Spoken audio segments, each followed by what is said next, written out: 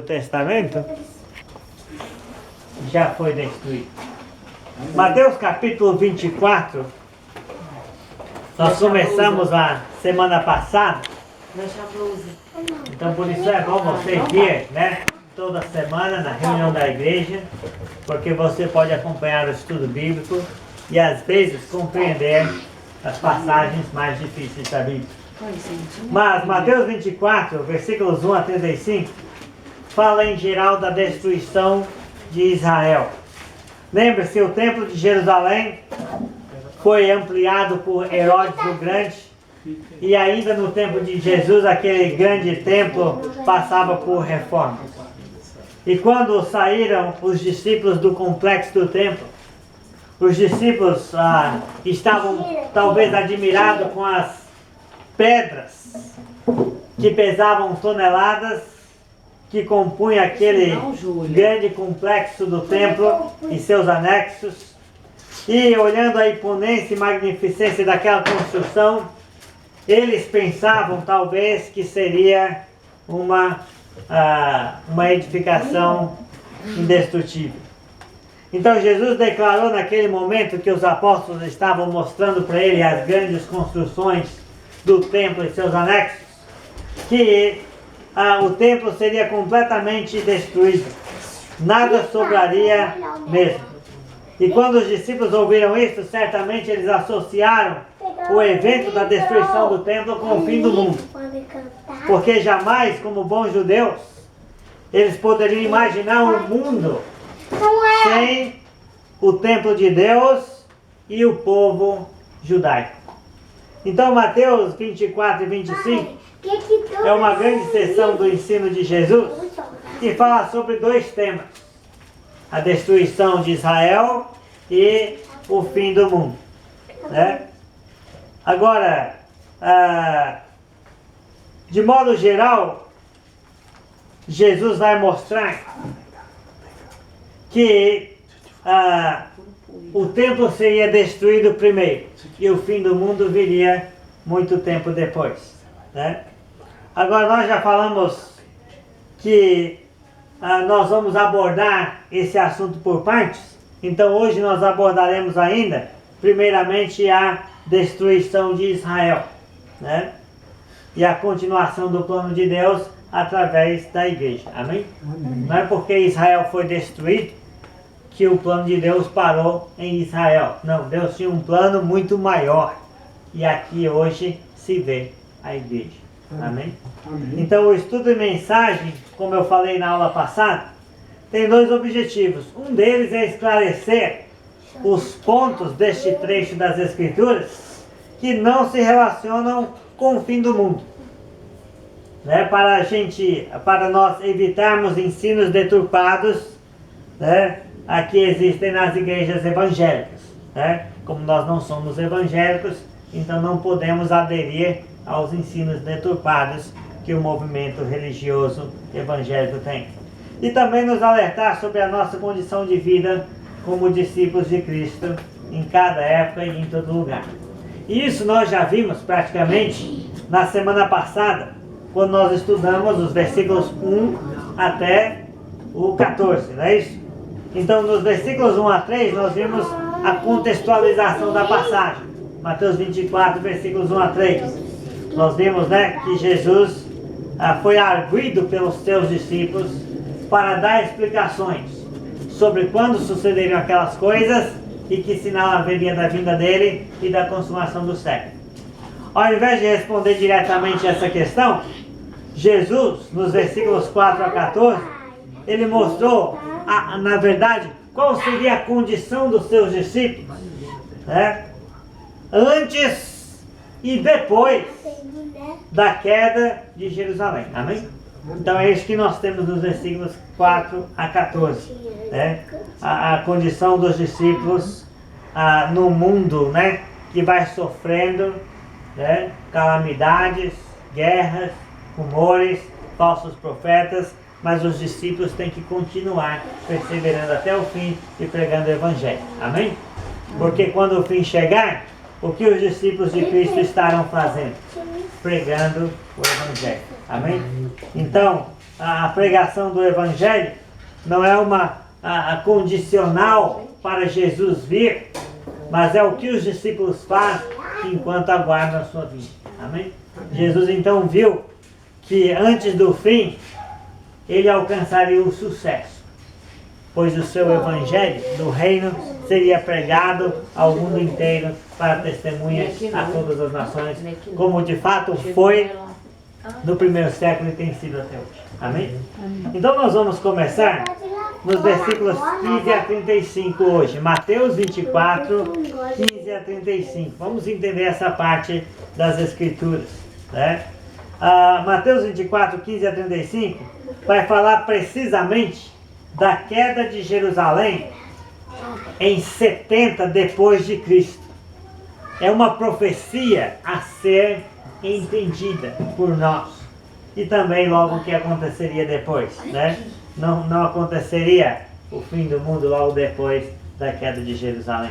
Bem, então, deixe-me ler aqui Mateus 24, 15 a 35.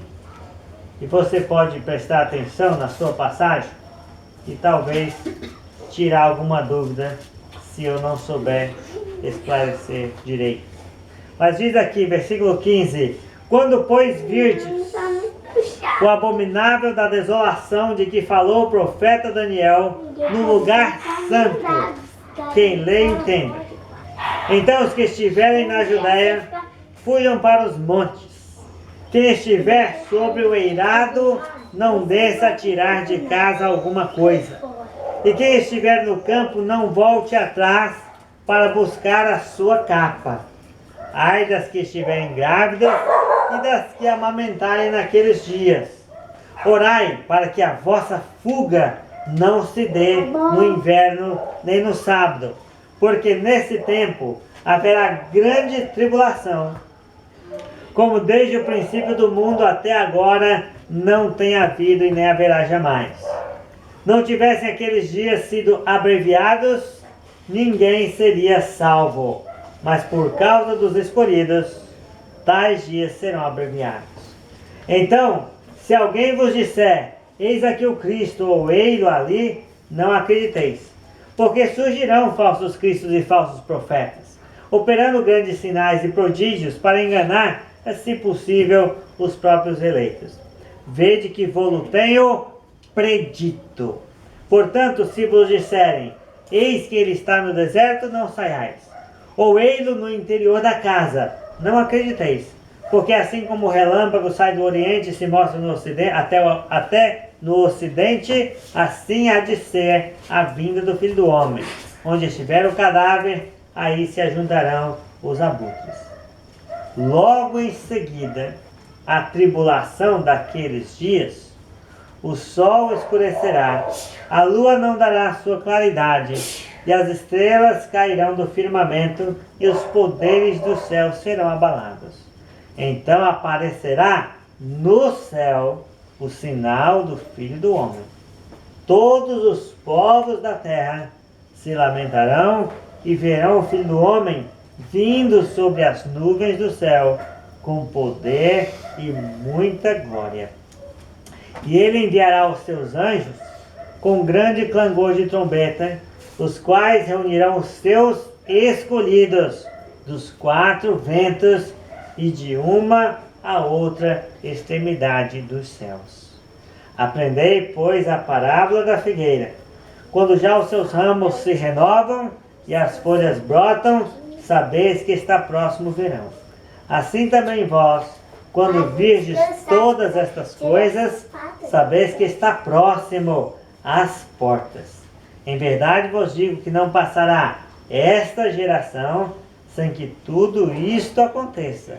Passará o céu e a terra, porém as minhas palavras não passarão. Então Mateus 24, 15 a 35 está falando da queda de Jerusalém, que aconteceu no ano 70 depois de Cristo, que é uma profecia de Cristo dada antecipadamente a ser entendida por nós. E também o que aconteceu logo em seguida. Não foi a volta de Jesus e não foi o fim do mundo. Mas os discípulos perguntaram, no versículo 3, quando sucederão estas coisas, né? E Jesus tinha falado que não haveria pedra sobre pedra que não seja derrubada. Os discípulos perguntaram: quando sucederão estas coisas? Que não haverá pedra sobre pedra que não seja derrubada. E o versículo 15, então, é onde Jesus começa a responder essa pergunta, né? Quando sucederão essas coisas? Usando a mesma palavra da pergunta, que é quando. Lembra, os discípulos perguntaram: quando sucederão estas coisas? E Jesus começa respondendo essa pergunta, usando a mesma palavra da pergunta. Ele diz: quando, pois, virdes o abominável da desolação, no lugar santo, no qual ele não deve estar. Quem lê, entende. Está vendo?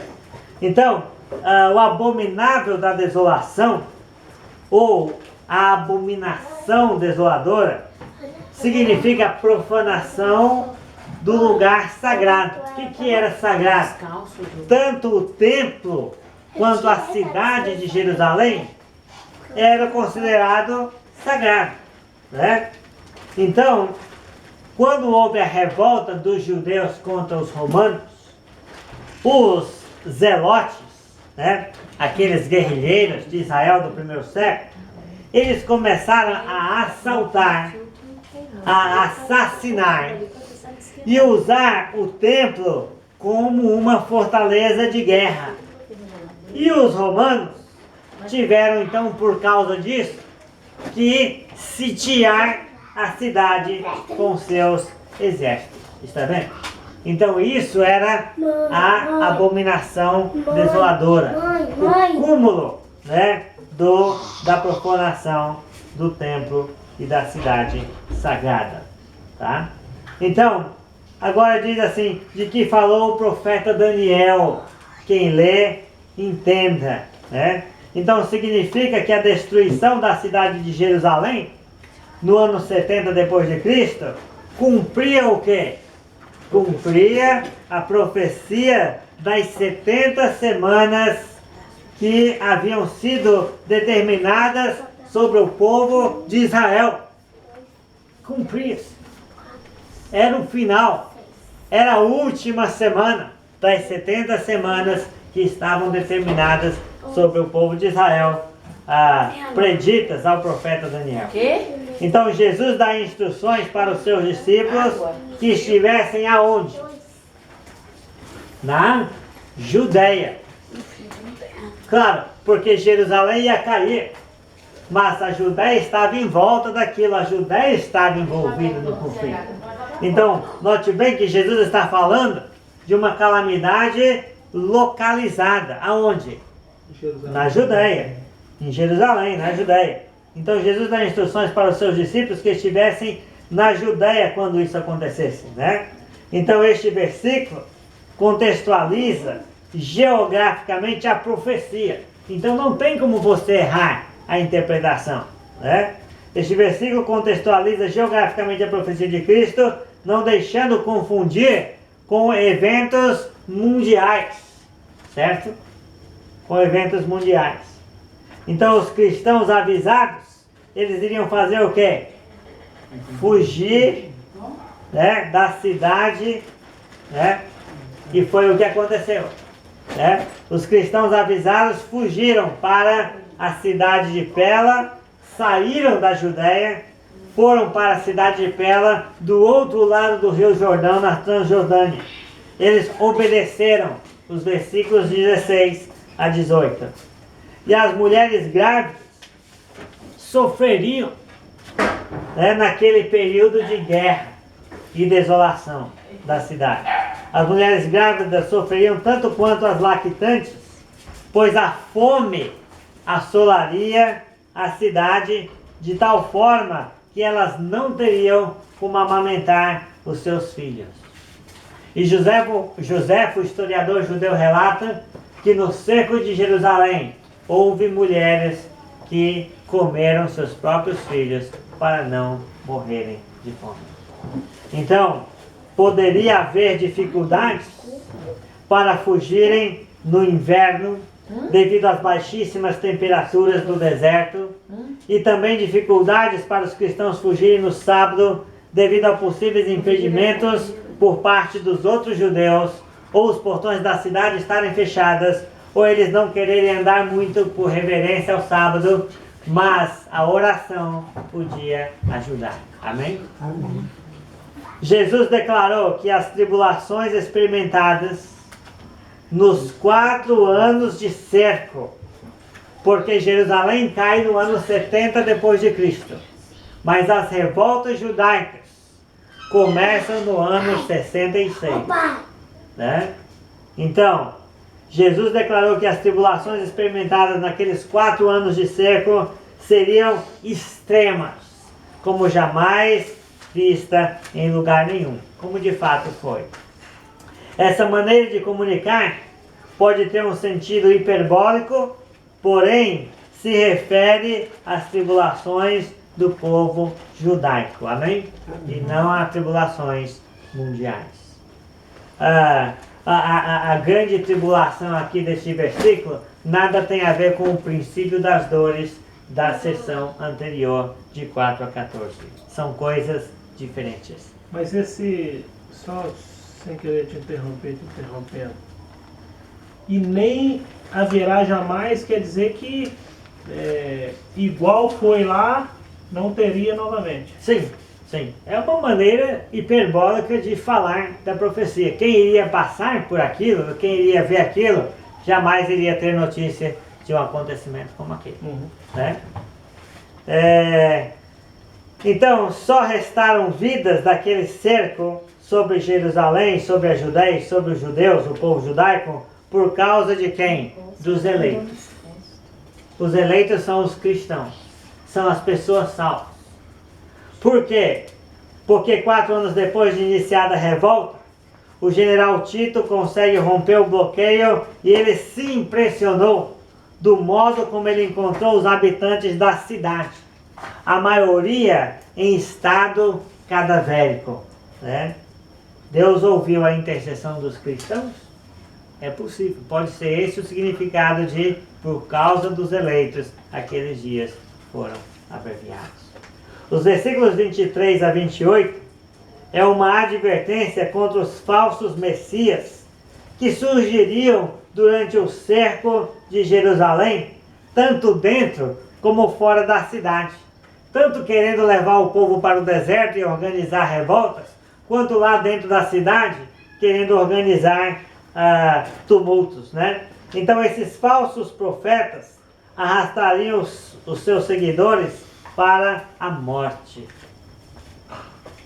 Mas eles teriam falsos sinais, né? Aconteceriam coisas estranhas para enganar ainda mais quem já estava endurecido contra Deus, né?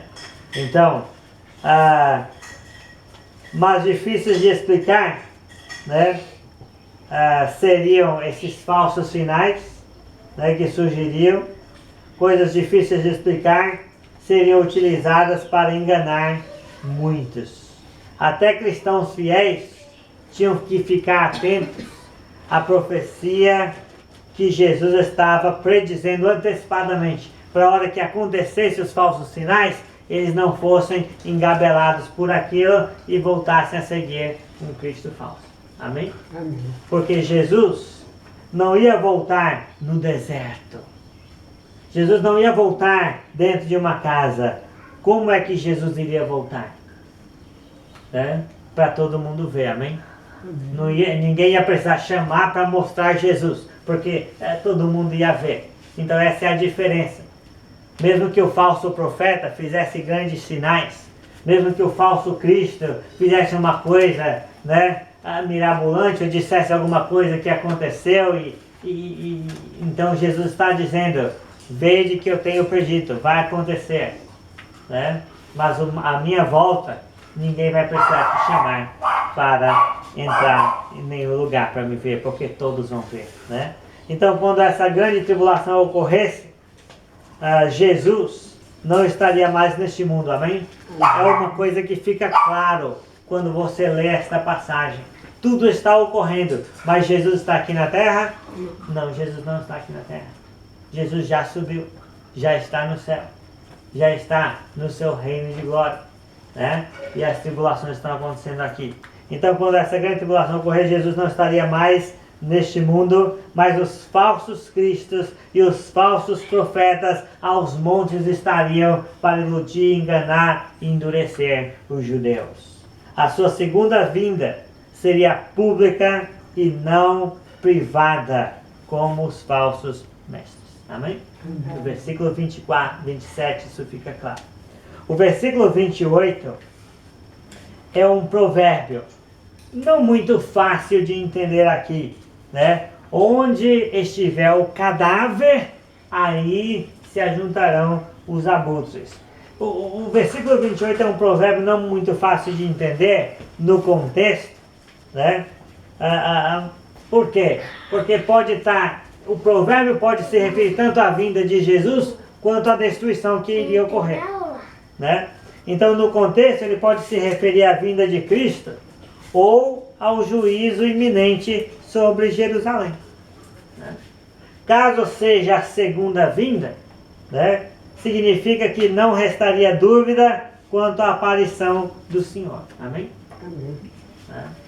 Significa isso. Onde estiver o cadáver, se juntarão os abutres, né? Então, como é que é? Morreu algum cadáver que não foi sepultado?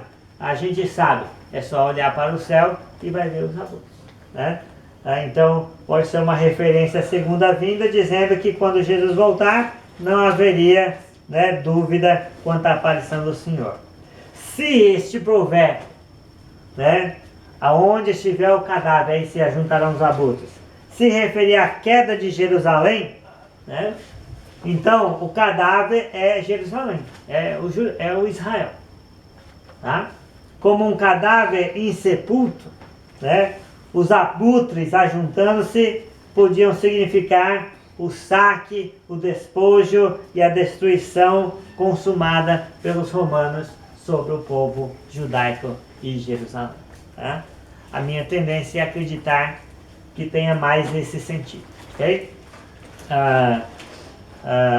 Versículos 29 a 31, os versículos 29 a 31 farão mais sentido se interpretados como uma linguagem profética, apocalíptica e figurada.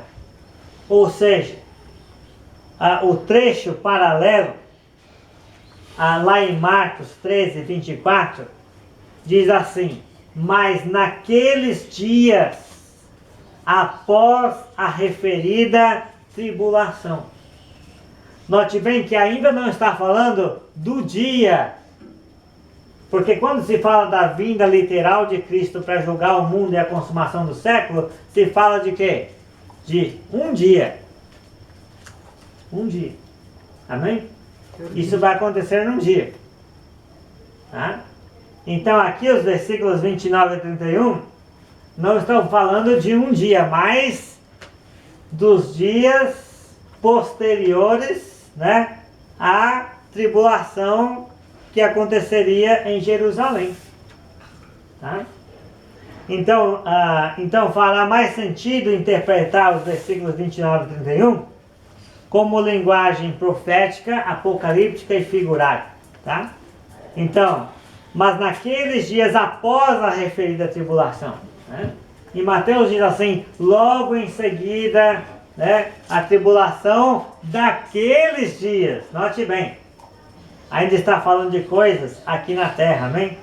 Então nós sabemos, entretanto, que a volta de Cristo e o juízo final não ocorreu logo após o ano 70 depois de Cristo, quando Jerusalém caiu.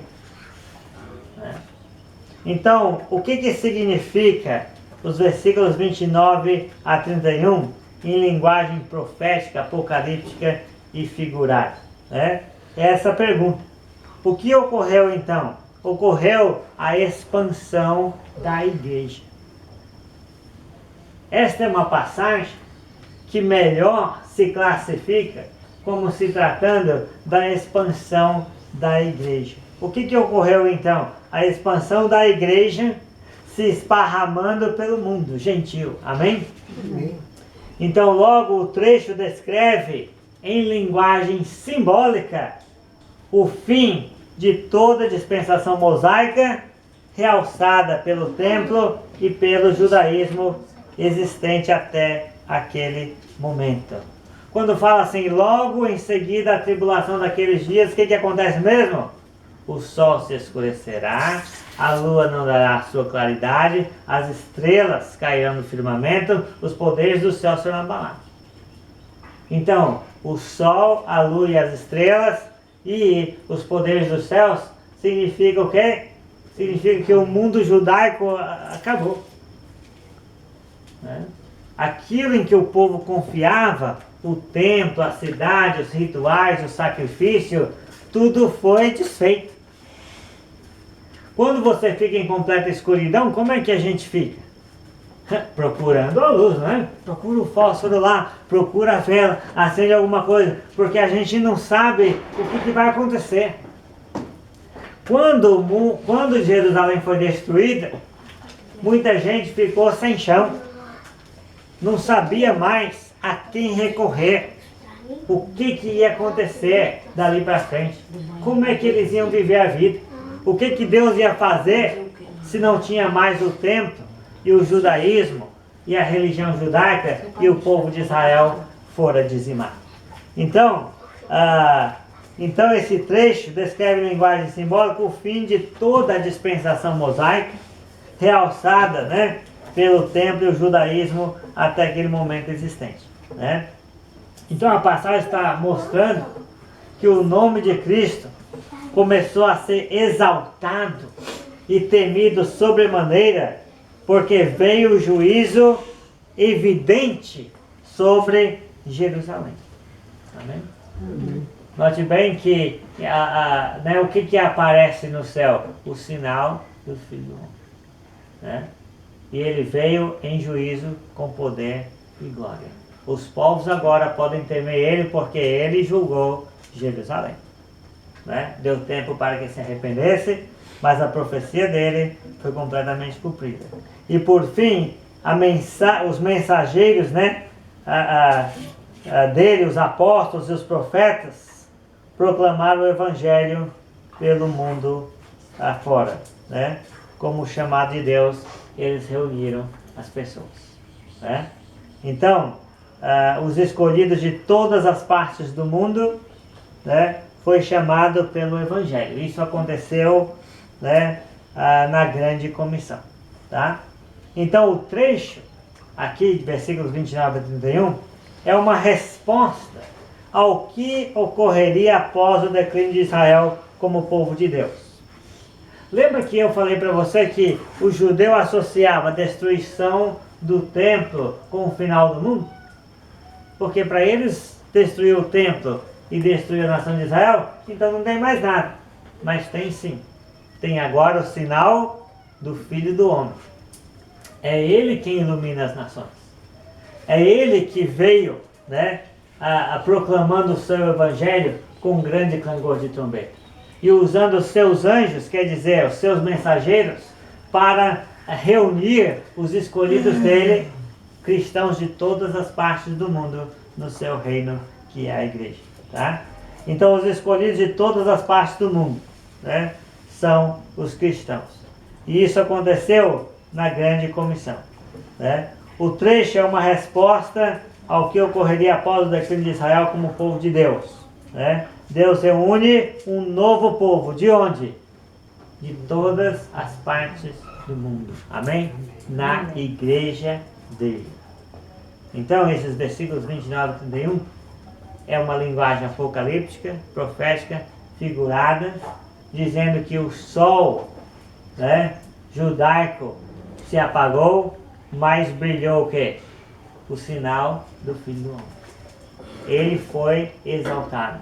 Ele recebeu o reino do Pai, né, quando ele foi recebido nas nuvens por Deus. Né? E o grande clangor de trombeta é o anúncio do Evangelho. Os seus anjos são os apóstolos, os profetas, os pregadores, que reuniram num corpo os seus escolhidos de toda extremidade na terra. Amém?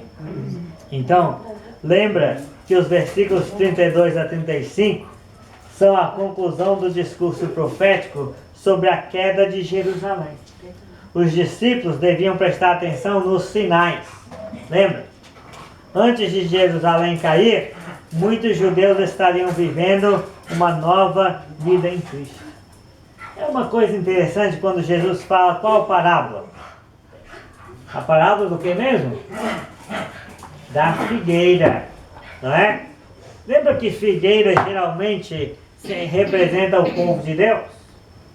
Então Jesus não disse assim, lembre-se da figueira quando os ramos, o quê? Se renovam e as novas folhas brotam, você sabe que está próximo o verão? Então preste bem atenção. Antes de Jerusalém cair, muitos judeus já estavam vivendo a nova vida em Cristo. Amém? Deus renovou a figueira. A figueira não ficou velha e morreu. Ele a restaurou. Amém? Então, os ramos se renovando e as novas folhas brotando são os judeus que já estariam vivendo uma nova vida em Cristo, uma vida espiritual na igreja de Cristo. Então, a proximidade do juízo sobre Jerusalém, sobre o Israel desobediente, estaria perceptível quando muitos judeus já estivessem aderidos ao cristianismo. A figueira renovada era o novo Israel. Amém? E quando o novo Israel estivesse já encorpado, né, então o velho Israel já podia ser aniquilado com as suas figuras e as suas coisas físicas, materiais. Amém? Bem, então os versículos 32 e 33 remetem novamente ao versículo 15, como resposta ao quando dos discípulos, né? No versículo 2, Jesus disse, não restará pedra sobre pedra que não seja derrubada. Né? No versículo 3, os discípulos perguntaram quando sucederão estas coisas. E Jesus começa respondendo, quando virdes o abominável da desolação. E o versículo 15 e o versículo 32 remete novamente ao versículo 15, quando Jesus começa a responder ao quando dos discípulos. Né? Quando virdes o quê? Todas estas coisas, tá vendo? Quando virdes todas essas coisas, né? Sabei que está próximo às portas, tá vendo? Então faça uma lista rápida de todas as coisas que foram faladas por Cristo. E quando virdes todas estas coisas, sabei que está próximo à porta. O termo as portas também indica o juízo sobre a cidade. Né? Lembra porque as cidades eram muradas e elas tinham suas portas. Né? Então, os versos finais da profecia, versículo 34 e 35. Pode ler, Vicente. Em verdade vos digo que não passará esta geração sem que tudo isso aconteça. Passará o céu e a terra, porém as minhas palavras não passarão. Está vendo? Então os versículos 34 e 35 estabelecem, né, o tempo e a certeza para o seu cumprimento. O cumprimento de tudo que foi dito anteriormente, inclusive aquela parte apocalíptica e profética, né, dos versículos 29 e 31. Tá? Então esses versículos estabelecem o tempo e a certeza para o seu cumprimento. A sentença de Cristo foi decretada para que em menos de 40 anos quem vivesse, visse que suas palavras não deixam de se cumprir. Tudo passa, menos a palavra de Jesus. Amém? Então quais são algumas aplicações e conclusões, né? Aqui para a gente terminar. Nós podemos confiar nas palavras de Jesus? Amém. Amém. Né? Está vendo? Cristo deu uma profecia tão detalhada, né? Se completou na história, então nós podemos confiar sim nas palavras de Jesus. Tudo o que ele disse aconteceu e tudo o que ele disse acontece. Amém? Amém. Pode passar o céu e a terra, mas as palavras dele não deixam de se cumprir. Então nós precisamos temer, amém? Sabendo que o que Jesus fala se cumpre, nós precisamos viver com reverência e santo temor. Porque o nosso Deus é fogo consumidor. Sim, nós devemos temer também as suas palavras. Por rejeitar Cristo, Israel foi castigado e chegou ao fim. Por 40 anos, Deus aguardou com paciência, mas quando o seu juízo veio sobre Israel, não teve como impedir, não teve como revogar, não teve como tornar atrás. E o juízo, quando veio, foi implacável. Deus pode esperar por esse mundo 2000 anos, mas quando vier, o julgamento também será implacável, irrevogável. Não vai ter como tornar atrás. Conclusões e desafios. Confiemos só em Jesus e sua palavra que não passará. Amém? Tudo aquilo em que os judeus confiaram teve fim, não é? Eles confiaram na lei, a lei teve fim. Eles confiaram nas suas tradições, teve fim. Eles confiaram nas suas instituições, né? O judaísmo, o farisaísmo, né? Eles confiaram no templo, na sua cidade, e tudo teve fim. Tudo aquilo em que os judeus confiaram teve fim. Suas tradições, suas instituições, seus guias, sua lei, seu legado, seu povo, sua cidade e o seu templo teve fim. Não adianta nós admirarmos as coisas deste mundo. Tudo que o homem constrói, Deus destruirá no dia do seu juízo. Mesmo que seja um juízo temporal e histórico, como a queda de Jerusalém. Não adianta confiar em coisas dessa terra. Amém? Vamos confiar nas coisas de Jesus. Nos bens espirituais que nós temos. Os apóstolos de Cristo tiveram que aceitar que o mundo ainda continuaria sem Israel e Jerusalém no palco do eterno propósito de Deus. Alguns hoje precisam entender a mesma coisa. Amém? O mesmo recado. Algumas pessoas ainda querem Israel, Jerusalém, os judeus no palco do eterno propósito de Deus. Né?